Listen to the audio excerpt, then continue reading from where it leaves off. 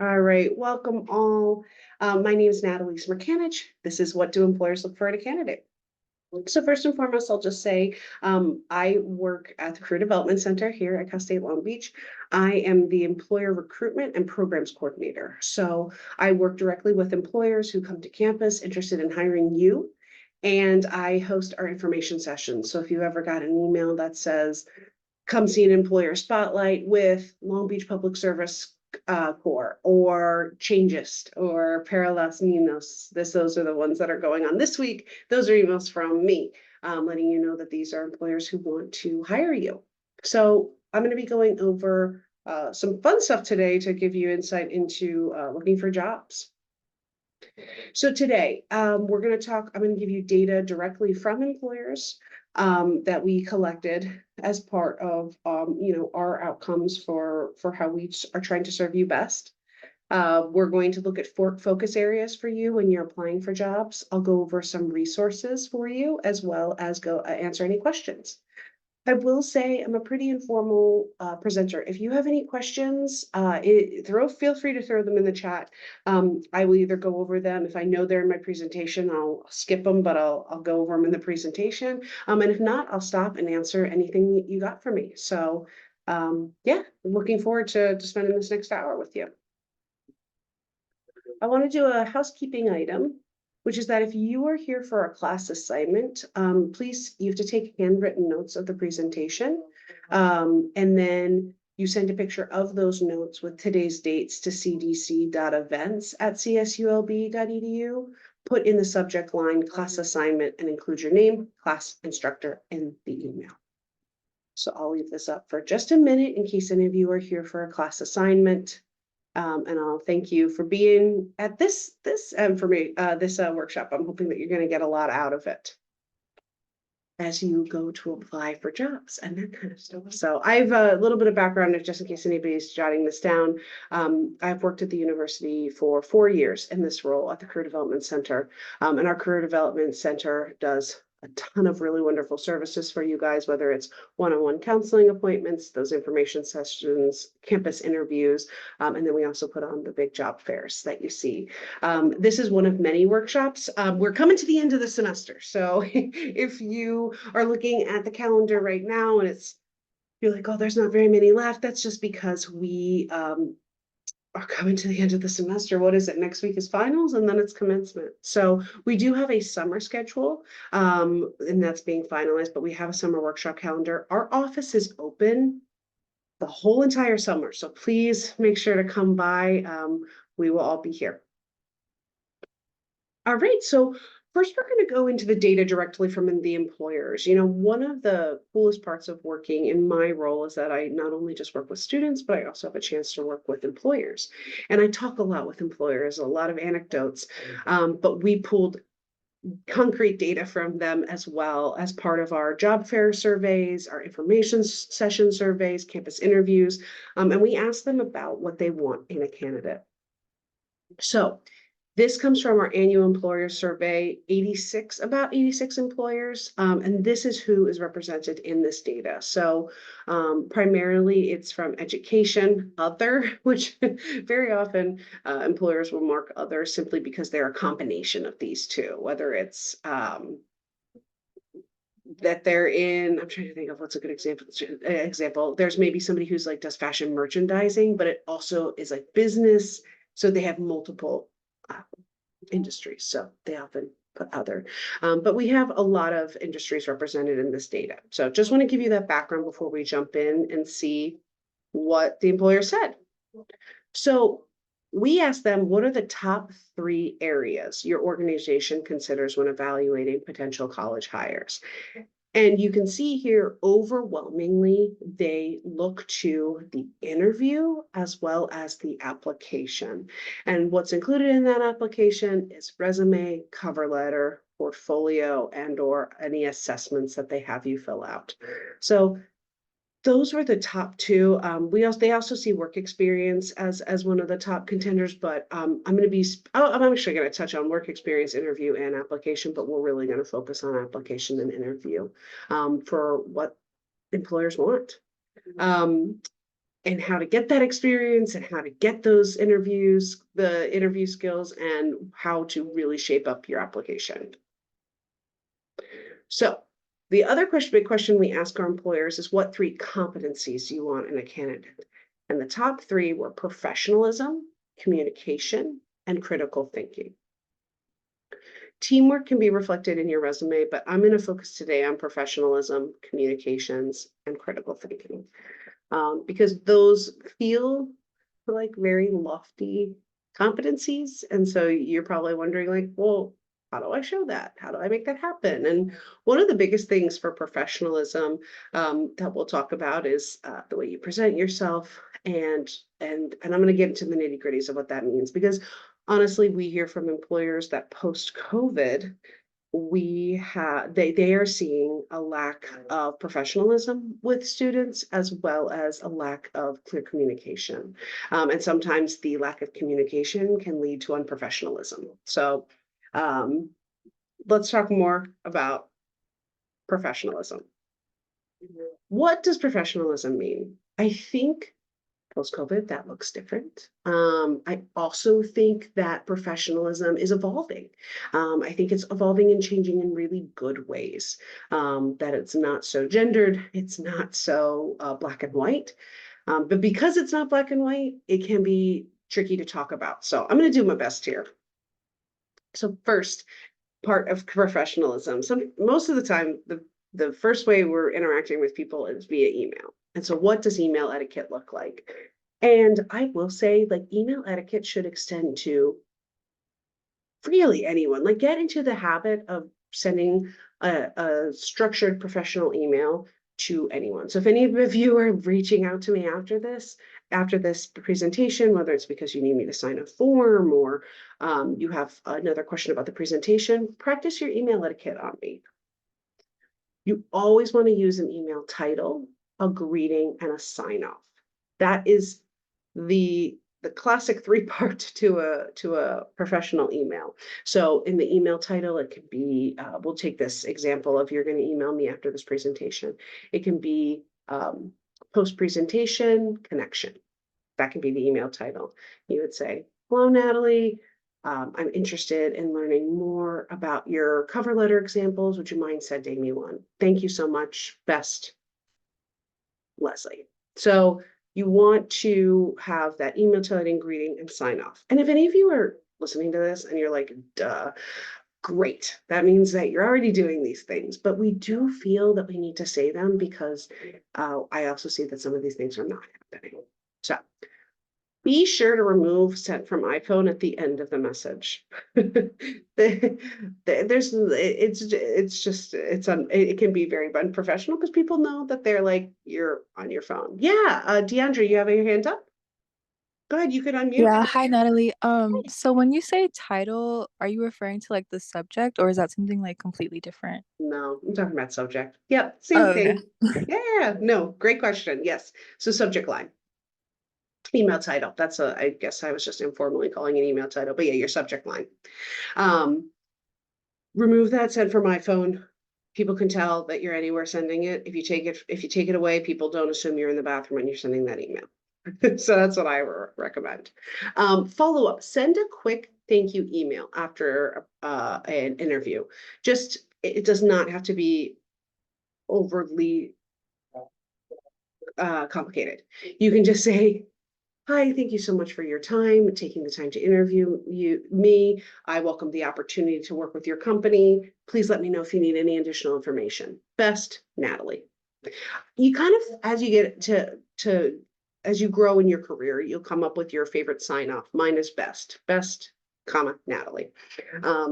Something that says, like, that just kind of ends the email. When you're following up with that an employer, and I'll give a specific example here, which is that after 2 to 4 weeks after an interview or an informational interview or a phone call, if you have not heard back, you can send a gentle email reminder. Hey, so-and-so, I am checking in on the status of the job. Do you have a date in which you'd know? Would you mind sharing that with me? you want to be as gentle as possible, and you never want to sever any ties. We have heard of situations where students have reached out and had said things to the effect of, you wasted my time, you didn't get back to me, very accusatory. While you might feel that way, keep that inside. It's not professional to email that. And also you're burning a bridge, and you don't want to burn a bridge, because just never know. The world is surprisingly small sometimes. And recruiters talk to each other. So gentle email reminders, checking in on the status. And if you aren't hearing back from that, and after another gentle reminder after 4 weeks after that, assume that you did not get the job. We always tell employers, please let our students know if they didn't get the job. But the reality is that recruiters are inundated with resumes and cover letters right now. Part of that's due to AI, part of that's due to the job market. But it is easier to assume I did not get that job after sending those gentle reminders than to burn a bridge by aggressively asking them what happened.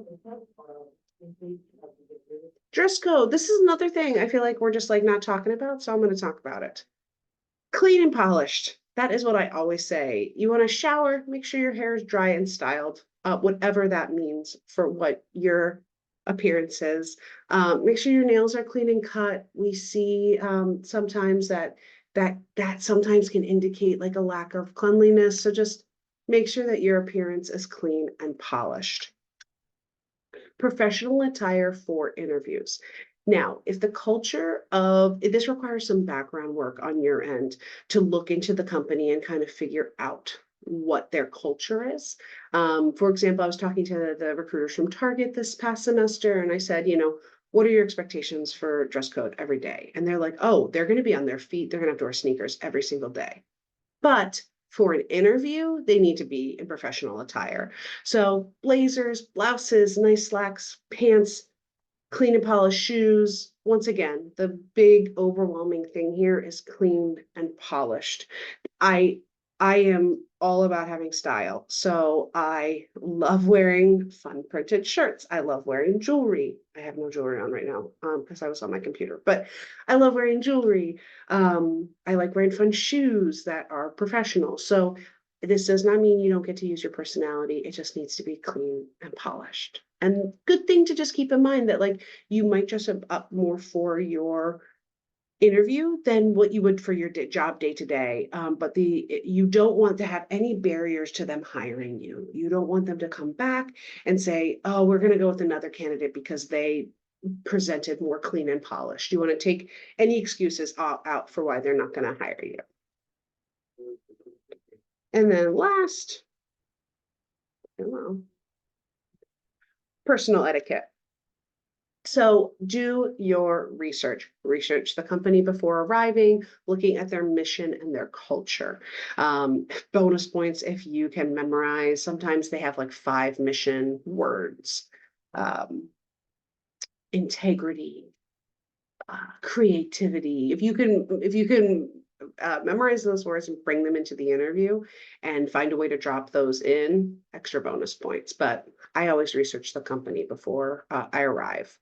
You want to assume you're being watched from the minute you pull into the parking lot. I'll use this as an example. Like I am in the Career Development Center right now, which is in Brotman Hall, and I look out on the parking lot. And so when I have employers coming, I can see them walking in from their car. And so very often, like if you are, I don't know, flipping off a car, or if you are running into the building, you look really like hurried and late. People can sometimes see that. So just assume you're being watched from the minute you pull into the parking lot. Be courteous to all the administrative staff. You never know who is going to have a say in what job you get. So just be courteous to everyone. If there's a snafu with parking and it's been really complicated and hard, and you have to go back out into your car a few times, like just know that like no one's trying to make your life harder. Just assume the best and be courteous to everyone. And then you want to thank the interviewer for giving you the opportunity, because regardless of what your interview goes like, you had an opportunity to learn something. I've been in terrible interviews. I've been in interviews that asked me terrible questions, borderline inappropriate questions. And the reality is that they taught me something. It made me so much happier for a good interview. So much more grateful for a good interview. So much more aware of how to present and hold myself when asked inappropriate questions. So I always just say thank you at the end of the interview, because it's a great opportunity to learn. Any questions about this process, about professionalism in general? I think professionalism is tough because there's always just like unique situations too. And it's like, oof, what do I do in this situation? And the reality is that don't burn any bridges and be your best self. And that's what I would recommend. All right, so we're going to jump into your application when you're applying for jobs. So we're going to talk about work experience, securing internships, and part-time jobs. You want to do this early. Be strategic. I know in here some of you are already on the path to graduation, but for you who, Harry, you're in second year, and then Eileen, you're in your third year, you want to secure those internships and part-time jobs early. So if you see information sessions come across your email that are for next year and you're like, oh, I don't know, should I learn more about it? Go talk to a recruiter, find out what they're looking for, find out what experience they need, and then you can work on getting that experience before your internship. But we always just say early, early, early. And if you haven't gotten it early, I'm going to go over some opportunities at the end, one being Forage. It's a program you have access to as a Cal State Long Beach student. And Forage is a virtual micro internship program where you can get internship experience virtually. And it's asynchronous, so you can do it at any time as well. And then make sure to highlight your internships and part-time jobs on your resume. This is something I go over a lot whenever I'm in my drop-in sessions, but there is always a way to highlight experiences, even if to you it's just your like part-time job after school, whether it's in retail or food. I can't tell you how many times I've applied what I learned in my retail job while I was in college to my real life work. It is surprisingly similar, which is that there are going to be tedious tasks that you perfect. I can fold graphic t-shirts like nobody's business, but that's because I did it for hours when I was in college. And it's not just folding graphic t-shirts, right? It's the idea that you want to make things look clean and orderly, to present them in the best light to shoppers. It's about sales. I always worked like early morning shifts in retail because I got to help with the cash registers and counting money for the day and going to the bank. Those were all opportunities I kind of asked for because I wanted to highlight them on my resume as responsibilities at my job. So there's always ways to highlight those what seem like small jobs in your resume. Resume and cover letter. We are going to talk a little bit about resume today, but mostly about cover letters because I really enjoy the way I write like cover letters, and I'm going to share that with you. So there'll be examples to follow. And then, we're going to also talk about applicant tracking systems. This is why we have slides, so I remember to tell you guys about ETS systems. And then interviews. So the STAR method, for those of you who haven't heard, the STAR method is, oh my gosh, it's leaving my brain. It's an acronym, but it breaks down what your goals, your tasks, what were the results, and it takes you through that whole process. So Google STAR method, and that is what I use in interviews. I have a grid-like system where I have an experience. I've broken it down into the STAR method, and I include numbers, and I do that all prior to my interview. So for example, in terms of, let's see, what's a really unique skill set that I have now. I have project management. So I manage 62 information sessions per semester. I have been tasked to make sure we cover every industry and college within our university. And I had 1,600 students come this last semester. So you can prep all of that information in the STAR method so that when you go into your interview, you are bringing specifics. You're telling those specific numbers, what the goal was and what the result was. So we highly recommend the STAR method in here. Cool. Any questions? Like I said, raise your hand, drop it in the chat, keep going. Yeah. Okay. Resume. This is my personal resume. I thought, well, I'll put it in there. So you guys can see how my resume looks. We have free resume templates on our website at the Career Development Center website. Whichever year you're in, if you're looking for internships, what industry you're in, there'll be different resume templates. So this is not one of the resume templates. I've been using this resume template since I was in college. So a while ago. My gosh, 10, 12 years, 12 years. Wow. This makes me feel a little old. So this is what I've been using. It works for me. And keep in mind, I think when I'm talking to students who come in to drop in our office, and by the way, drop in is every day from 12 to 3 p.m. You can come in, we'll look at your resumes, your cover letters, answer career questions that you have in a 15-minute appointment. I do drop-ins on Mondays, and we look at a lot of resumes and cover letters. And one thing I always get students coming in and saying is like, oh, there's not a lot on my resume. And I'm like, yeah, you're a student. That's okay. I've been working for the last 12 years in my career. So I'm going to have a way more robust resume with a whole lot more numbers. I've experience with with leadership and direct reports. I have my master's degree. Like there's a lot that's included because I've lived longer and have more experience. You will build that over time. And for a lot of people who are applying to internships, keep in mind that a lot of people applying to internships also don't have a ton of experience, and employers are used to that. So I'll just say that as a caveat looking at a resume. Cover letters. This is my cover letter format.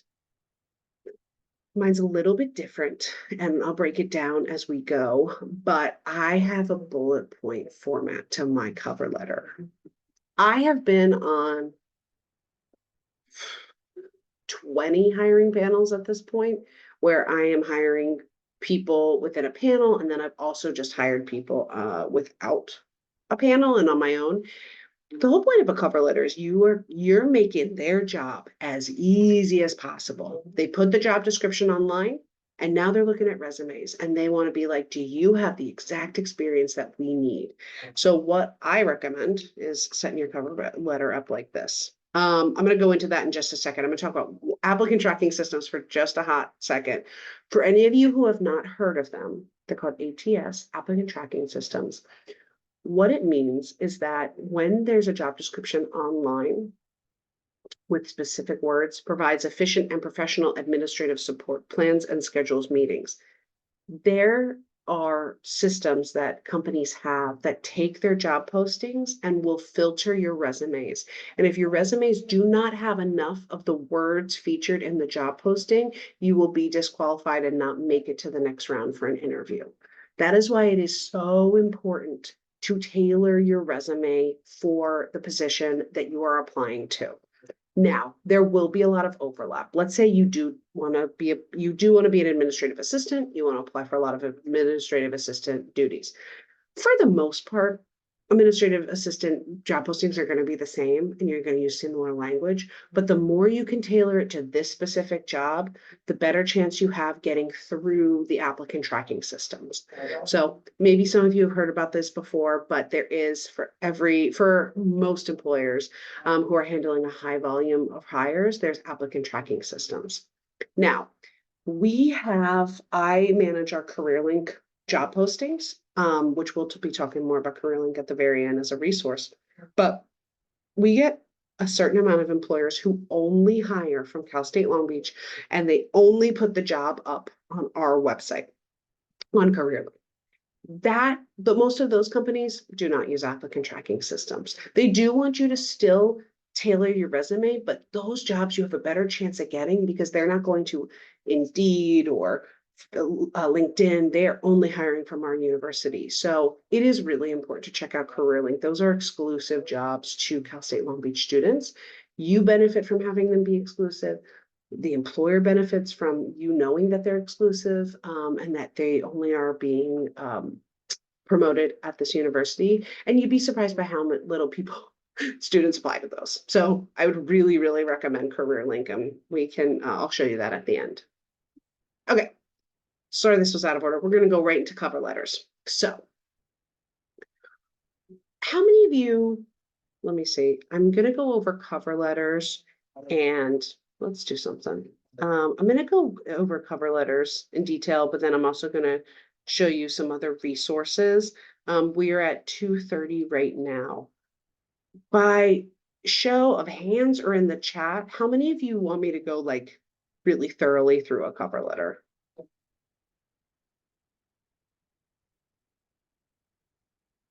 Okay.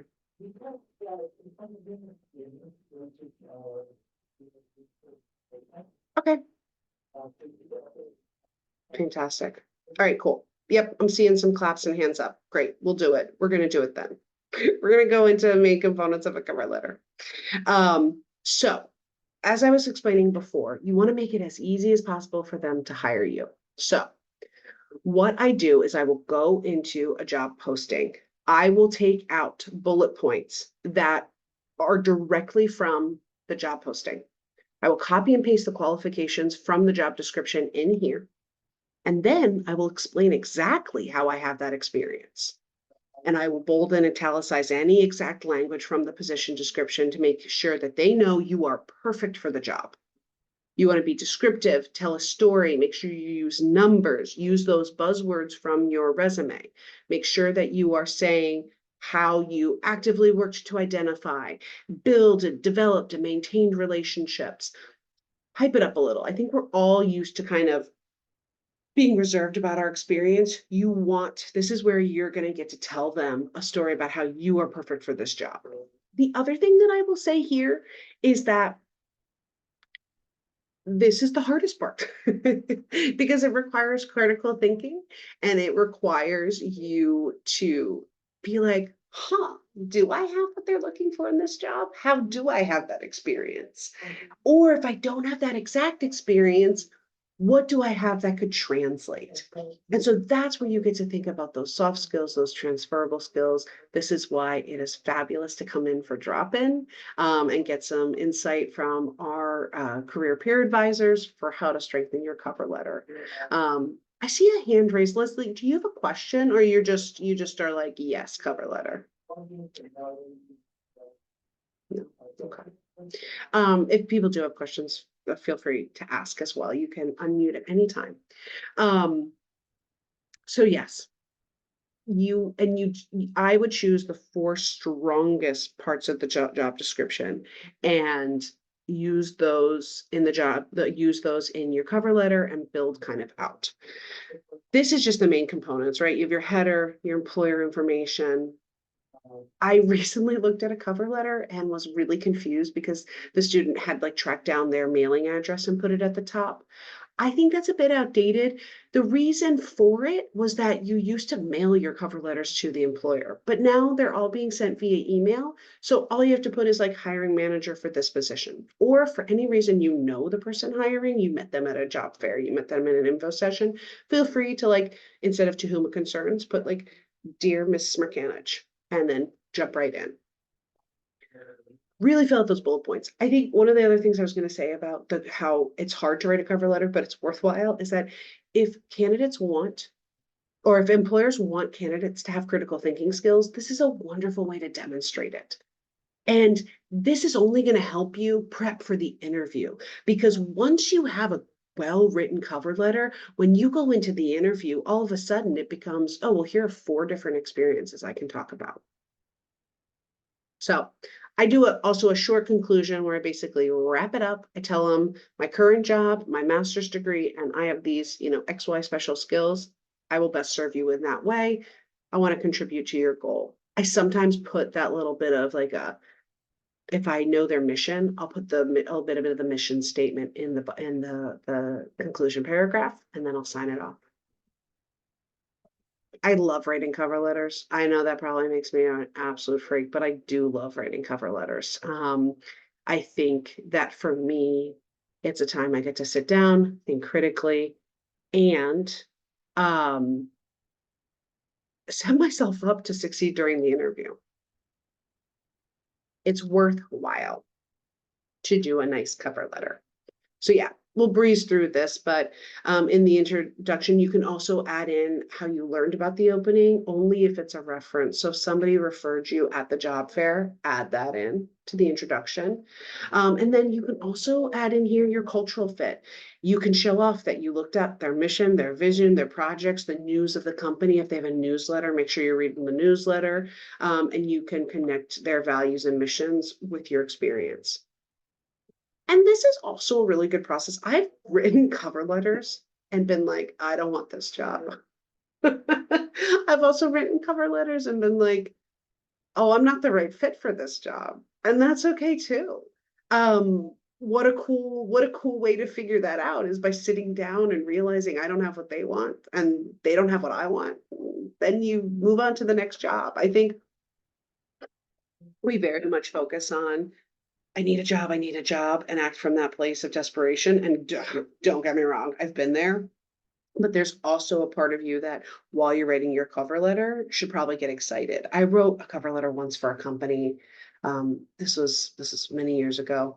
And when I was looking at their mission statement, I got just hyped. I loved it. I saw their mission statement and I was like, this is what I want to do.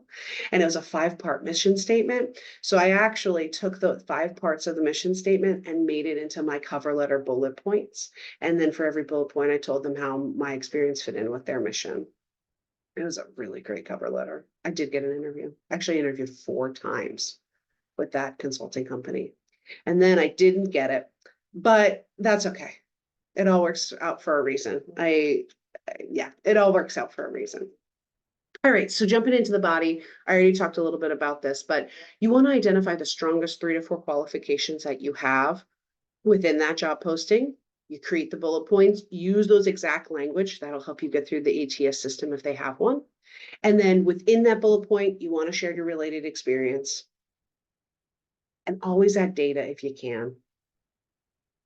And by data, I mean, I had just worked with a student who worked at Chick-fil-A. And I'm like, in your regular shift, how many people do you serve? And he was like, 40 to 50. I'm like, great, use that number. Like a lot of places, I worked at a ice cream parlor for years and I saw a total 40 people. If you are working somewhere in Southern California and you are interacting with a lot of people, put it in there. Conclusion, keep it short, simple. By the time they're getting to the conclusion, who knows if they've even read it or not. But you want to thank them for the consideration and then once again, remind them of your name. All right, so now that's the end of cover letters. We're going to go into our services. So we have drop-in advising. I explained this to you guys before, but it's both in-person and virtual. So we have in-person 12 to 3 every single day of the week. So Monday through Friday. And then it's all virtual as well. So if you go into CareerLink, which on the left-hand side here is CareerLink, you go under resources. You can see there's a link for clicking in for virtual drop-in and it'll take you right to the Zoom room. And it might be anywhere from like a 10 to 15-minute wait if we have other students, but for the most part in the summer, you'll get seen pretty quickly. And like I said, we're open all summer, so please come visit us in person. We'd love to see you. You can also make a counseling appointment. If being at the session made you realize, like, I have no idea what I want to do with my life, which is totally fine. I think we've all felt that way before. You can make a counseling appointment. So you're going to go into your Beach Connect Chicklet, which is in the your app as well. Get assistance. you'll click Career Services and then choose an appointment. Just keep in mind that right now our center is very busy because we are coming up on finals week and commencement. And so a lot of students are reaching out to us, which is wonderful. Let's say a date and time does not show up. That just means nothing's available in the next 2 weeks. So keep refreshing, keep checking in, and usually you will find an availability with the counselor who can see you. Other resources. You can attend webinars. Once again, this is a career link on the left-hand side. Please note, this is the jobs. The first one is the jobs tab. So that's where you'll be able to go and look at jobs. But you'll also see here is events. So they show the workshops and then you can RSVP. We are hosting a ton of virtual workshops this summer. And including for those of you who are graduating this spring, even those in the fall, we are hosting an alumni and recent grad workshop. So on June 5th, we're putting on a big event. I'm a part of it. Think I saw Alana on the call from alumni services, but we're hosting a great event for our recent grads and alumni where we will be bringing in employers to present, talk about what they look for in candidates, more about ATS systems using LinkedIn, what resources they would recommend, what red flags they have, how to be professional with them. So that's happening from 10 to 1 p.m. It's called the Alumni Boot Camp. If any of you are interested, just send me a message. I'm going to drop my email in the chat regardless for you guys to have. But if you are interested in attending that event, Alumni Boot Camp, 10 to 1 p.m. Wednesday, June 5th. We'd love to have you. Resources. So these are a couple different resources we have for you. All of these can be accessed through CareerLink, but I'm going to go over them with you because sometimes they get lost in CareerLink or you may have never heard of them. For those of you who are international students, if any of you are international students, Going Global is a fantastic resource for you. It does show companies that have already hired international students and will support different visas. So great resource. For the job search, there's CareerLink. I'm a big fan of CareerLink because I do all those job approvals. I approve 400 jobs a week. So lots of opportunities. And like I said, a lot of those are exclusive to Cal State Long Beach students, so make sure that you're applying to those positions. For every job fair that we have, we require the employer to put a job up. So you can apply there as well for any of the employers who come to our job fairs, whether it's the spring, educators, or just-in-time fair this semester. Career Shift is also accessible through the resources tab in CareerLink, but Career Shift is a job hunting career management solution, but it is a different resource than Indeed or LinkedIn. It's actually much more tailored. I've used Career Shift before. It's fabulous.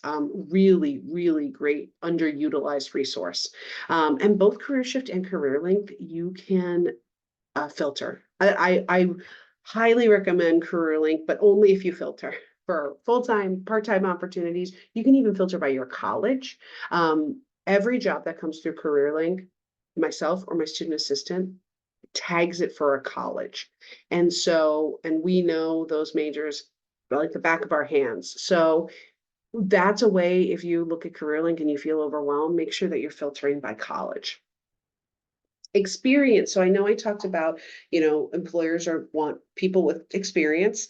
So we have Forge. Forge, they have some wonderful like micro virtual asynchronous internships. So the first one that I always bring up is like they have a Lululemon partnership, and Lululemon has a virtual internship you can do on Forge, where it leads you through a series of activities and exercises for marketing. And after you're done in Forge and you've completed a program, an internship, they provide you with the bullet points to add to your resume. So it is a really cool place to get that experience and put that on your resume if you are feeling like there are gaps in your resume or you want to beef it up with some more experience. So definitely check out Forge. Once again, I can do at the end, I think I'm gonna have time. It's 2:42. I'll go into CareerLink and just share my screen with you and show you where to find all of this. Big interview will virtually record, it will record your an interview question and then analyze it and tell you where there's room for improvement. So really cool AI interview tool we have, and then Candid Careers as well, where you can complete little programs as well. Great question, Paige. So environmental jobs on CareerLink, I filter them to both because there is environmental science and policy. So I would check CLA and CNSM. But good question. There are a couple others that I have to double flag them. I'm trying to think what's a good one. Like supply chain, I tag business and College of Engineering. Any kind of early childhood development, I'll tag College of Health and Human Services, but also liberal arts because we have a human development major. So both is what I would say. But I think a lot about that. So good question. And keep in mind, your colleges sometimes are huge. So College of Health and Human Services, when you filter based on that, and let's say you're a PT major and you're seeing sheriff jobs, it's because criminal justice is within College of Health and Human Services. So is fashion merchandising. So it's a lot of majors in that one college. Just go when you're in graduation soon, you'll see all the majors coming in and you'll think, oh my gosh, what? They're all in that college? It's incredible. But it's just something to be aware of. I'm not losing my mind when I've tagged it as College of Health and Human Services. It's just that they have a lot of majors. But it's better than just looking through all of CareerLink. It'll at least tailor it down a little bit more. So this is one of my favorite quotes. A bird sitting on a tree is never afraid of the branch breaking because it trusts it. Its trust is not on the branch, but its own wings. And this is something I wish I could have told my younger self, which is that you need to trust your own wings and not the branches that you land on. Be confident in your abilities and your skills and the fact that you're continuing to grow them. I mean, you're already at this workshop, which is like a great first step. I think getting career knowledge is a good place to start, but I always encourage you to make sure that your wings are really strong. And we're not relying on that branch to hold you up. And the way you do that is making sure your cover letter and your resume are strong and that you are showing up with professionalism, attire and email etiquette and in-person etiquette as well. Yeah, and I just want to thank y'all for being here. Please use my email at will. And a link to our website as well. And I will, in the meantime, stop sharing and get into CareerLink so you guys can see what that looks like, just in case you're curious of where the resources are. But if you have any questions, hit me with them. I can't see my screen right now, so feel free to unmute.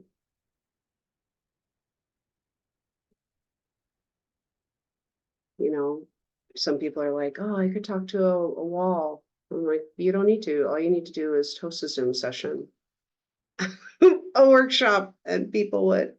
Oh, yeah. I can absolutely. Anyway, you can have a copy of the slides. Great question. I don't think we share that, but I will be putting this up on YouTube. So you can, our YouTube channel, so you can check it out there. And then I will go back to here. I'll do that right now. Let's do.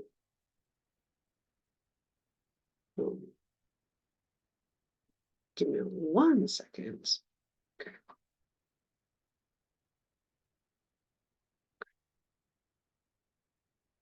Let's do, here's the class assignment page.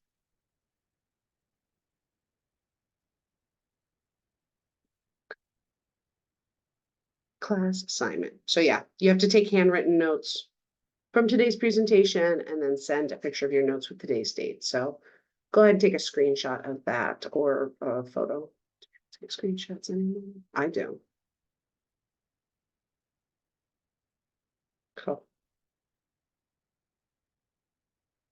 What else we got going on in the chat? What is the channel name? I'm gonna hook you up. We love our YouTube channel, so it is. Wait 1 second. Pulling that up, and then I'm gonna show y'all CareerLink. At least how to get to all the other resources in CareerLink. So switch accounts. Yeah. Mm. Sure. Okay. Chair. So CSULB Career Center. And I'll do, this is my other YouTube, this is my other workshop for the semester. Oof, I might hear my voice really quickly. Ugh. Man. Doesn't matter how old I get. I do not want to hear my voice on on a video. Okay, here we go. Hiring trends. If you want to learn about the hiring trends, I gave that one a month ago. All right, here we go. We're gonna jump to CareerLink. All right, CareerLink is my jam. I spent so much of my day on this. Well, first of all, let me show you jobs in CareerLink. Oh, oh, that's funny. No, give me no, I don't want to sign in as a student. Give me 1 second. I have a different method of doing this. Give me a break. I'll just sign you. Okay.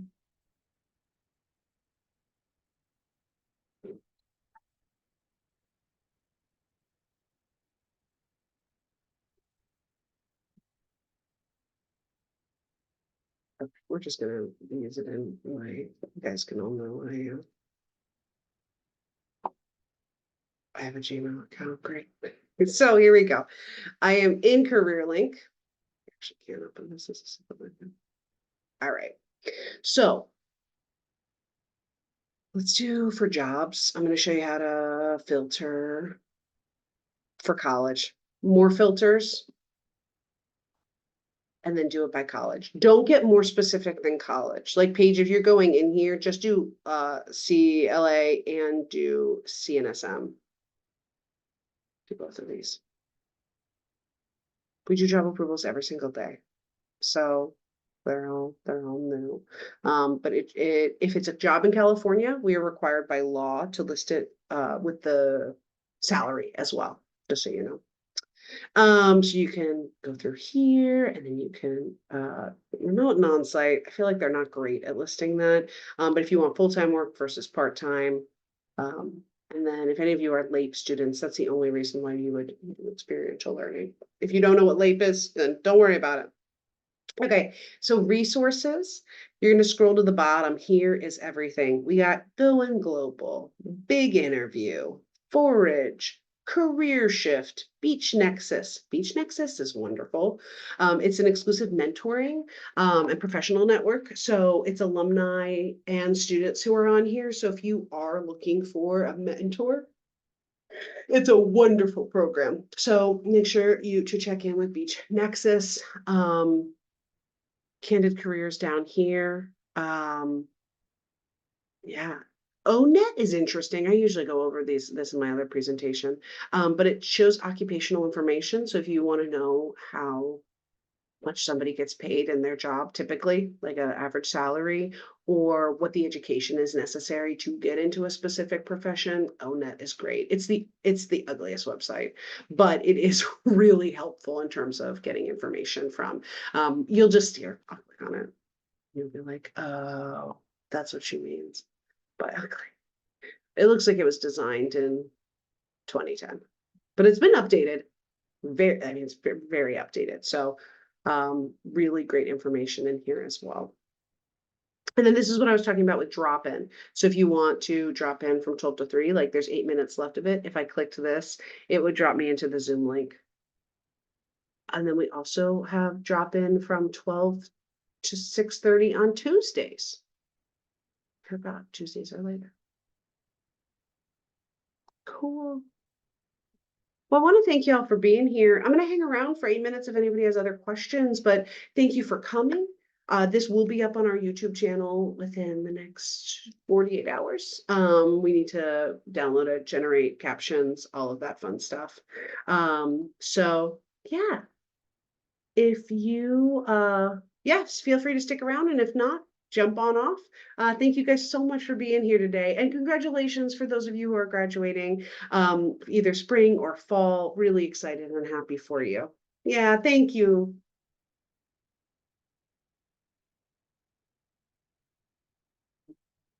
Yeah, thanks, Alana.